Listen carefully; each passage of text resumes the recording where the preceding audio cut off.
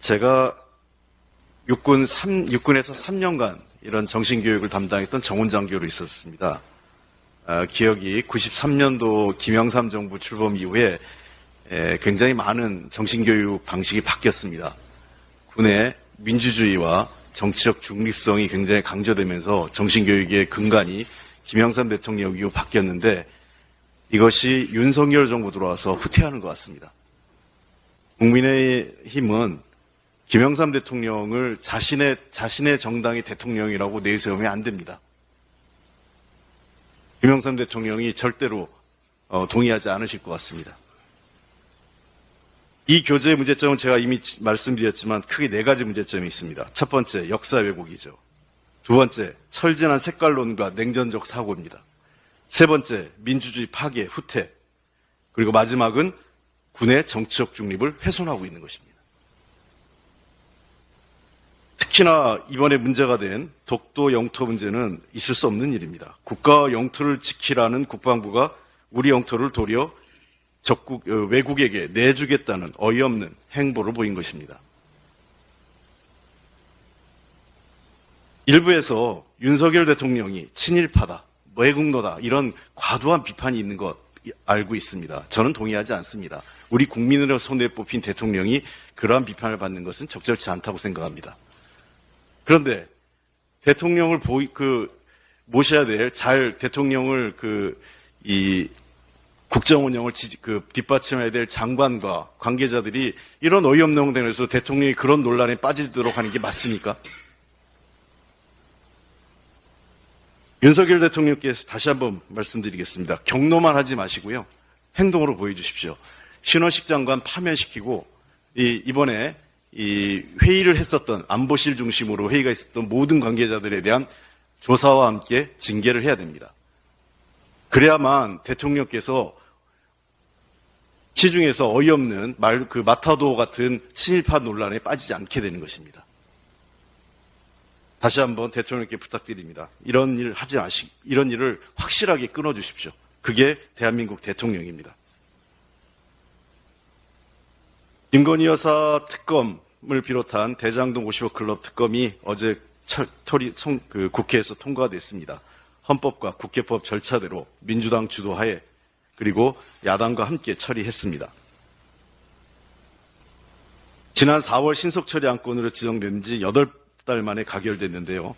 제가 놀라운 것은 이 법안이 통과되자마자 대통령실이 기다렸다는 듯이 거부권 행사를 언급했습니다. 최소한의 고민과 국민 여론을 살피겠다는 그러한 조심성도 보이지 않습니다. 그저 오만과 독선입니다. 역대 대통령 중에서 본인이나 자신의 가족과 관련된 특검이나 검찰 수사를 거부한 사례는 없었습니다. 이것이 첫 사례가 될 것입니다. 그러니 시중에서 대통령이 역사는 포기하고 여사만 지킨다 이런 말이 나오는 거 아니겠습니까? 대통령의 거부권 남발에 대해서는 저희도 여러 가지 법적 대응을 준비해 보겠습니다. 특히 이렇게 거부권을 남발하는 것, 그리고 가족 문제와 관련돼서 거부권을 행사하는 것이 정당 한제에 대한 권한쟁의 심판 여부도 저희들은 적극 검토하겠습니다. 대통령께서는 국민 여론을 봐주십시오.